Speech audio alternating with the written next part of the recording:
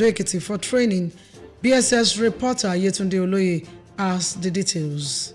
The Nigerian for Women Program Scale-Up project began in Ogun State in 2018 and was introduced in Ekiti in 2024. The program aimed to boost economic capacity of women, expand access to financial services, and promote inclusive development across communities. The State Commissioner for Women Affairs and Social Development, Mrs. Peju Babafemi, who welcomed delegates from Ogun, said selected women from Efon-Alaye, Moba, and Gbonyin-Ayekire local governments would be trained to ensure grassroots empowerment. Ekiti State has keyed into the Nigerian for Women project Scale-Up, which is also partly funded by the World Bank. And Ekiti State government is looking at what Ogun State has done, because Ogun State came in even before Ekiti State on the program, and they have success. And so we now have a support mission from Ogun State to Ekiti State to also work with us and see how we can move successfully in the first 3 local government areas of Efon-Alaye, Gbonyin, and Moba, local government areas in Ekiti State. So we are here to rub minds together, share experiences, and move forward in ensuring that the grassroots women in Ekiti State, under the government of Governor Biodun Abayomi Oyèbánjí, are powerfully empowered. She noted that the project would provide vital support and resources to create a brighter future for women. The Ogun State Project Coordinator, Mrs. Bolanle Fadairo, explained that the visit was to collaborate with Ekiti in unlocking the potentials of women. She commended the state government for prioritizing the welfare of women and said that the exercise would last for 2 weeks. I would really appreciate Ekiti State government for the buy-in. There is support from the governor of the state by making a commitment fee of 450 million naira for the project.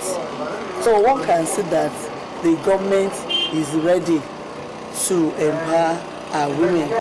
Also, the state project coordinator, Mrs. Oluwatoyin Familoni, added that the program would institutionalize affinity groups of women and other platforms for economic empowerment. Basically, what the project will be doing is to help the businesses of women, and that's why any woman that will join a WAG must be a woman that has something that she's already doing, a business, no matter how small the business, from which you can take something and save. Dr. Eunice Fasomi, who is in charge of Obinrin Kete, Governor's Wife Office, traced the history of the initiative in Ekiti. The Nigeria for Women Scale-Up project is a World Bank assisted program. Yetunde Oloye reporting. President Bola Tinubu has charged the armed forces to remain steadfast in discipline, loyalty, and unity, describing them as the enduring symbol of nations' shared strength and guidance of the democracy. Tinubu gave the charge at the 2026 Armed Forces Celebration and Remembrance Day Gala and Award Night held in Abuja. He was represented by the Minister of Information and National Orientation, Mohammed Idris.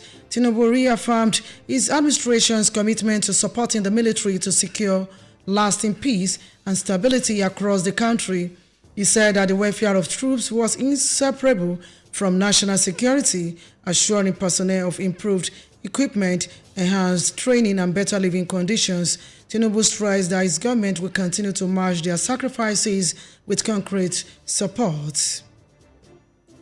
In the meantime, the federal government has conferred various honors on senior officers and soldiers of the Nigerian Army in recognition of gallantry, sacrifice, innovation, and outstanding contributions to national security.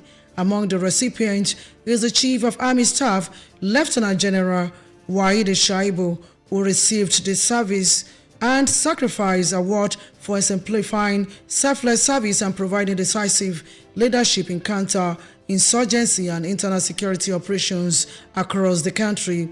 Also, former Chief of Army Staff, retired Lieutenant General Tukur Buratai, received the Service and Sacrifice Award under the Legacy Award category for his reforms and expansion of operational capacity during his tenure. Buratai was also recognized for his stint in the diplomatic service and Nigerian's ambassador to the Republic of Benin, among others. This is the broadcasting service of Ekiti State. For news, information, or comments, please join our live streaming on our Facebook page at Ekiti State Radio and kindly like and share our page. A frontline activist and politician, Mr. Moyele Sowore, has dragged the Inspector General of Police, Mr. Kayode Egbetokun, to court over an alleged violation of his fundamental human rights. In the suit he lodged before the Federal High Court in Abuja, Sowore, who is a former presidential candidate of the African Action Congress (AAC), alleged that he was arbitrarily arrested and detained without a court order. Equally cited as respondents in the suit were the Attorney General of the Federation and Minister of Justice, Prince Lateef Fagbemi-San, the Nigerian Police Force, as well as the Commissioner of Police, Federal Capital Territory, FCT. On the foreign scene, the administration of United States President Donald Trump will end temporary deportation protections and work permit for some Somali nationals in the U.S. Homeland Security Secretary Kristi Noem said that the Trump administration was ending temporary protected status which shield migrants from deportation to countries where it is deemed unsafe to return, and grant temporary work authorization for Somalis living in the U.S. The decision, which is expected to affect about 1,100 people, is likely to face legal challenges.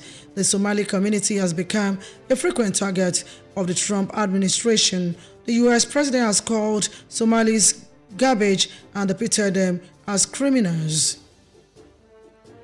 A media guru and publisher, Mr. John Ajayi, will be laid to rest on Friday after funeral service at St. James Catholic Church, Ijan Ekiti. The media icon, aged 63, died December 10 last year after a brief illness. Ajayi's body will be interred at Ijan Ekiti following a series of burial activities in Lagos and Ekiti. The Christian wake is scheduled for Thursday at his residence, Ijan Ekiti.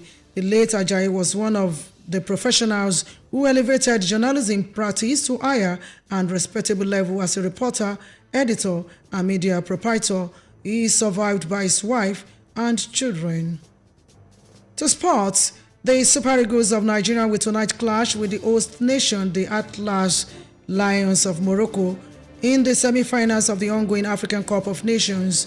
The game will kick off at 9 this evening. Egypt and Senegal will meet in the first semi-final match at 5 in the evening. And back home, the Nigerian Premier Football League will resume today from break for the match day 20. In some of the games to be played, 3SC of Ibadan will host Eyimba of Aba, while Kwara United will welcome Bender Insurance of Benin City to the Rashidi Yekini Stadium in Ilorin.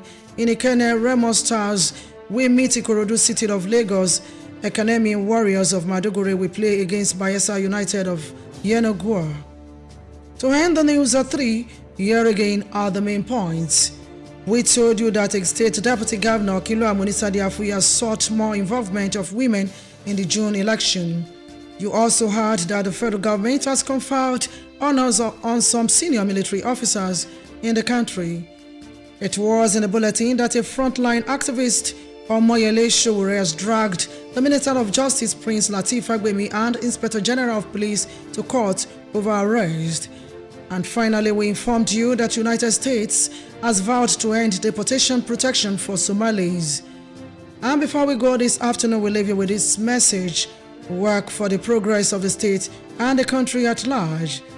That's the news at 3 as put together by the production team and edited by Abiodun Omodara. I am Abimbola Adegboyega. Good afternoon.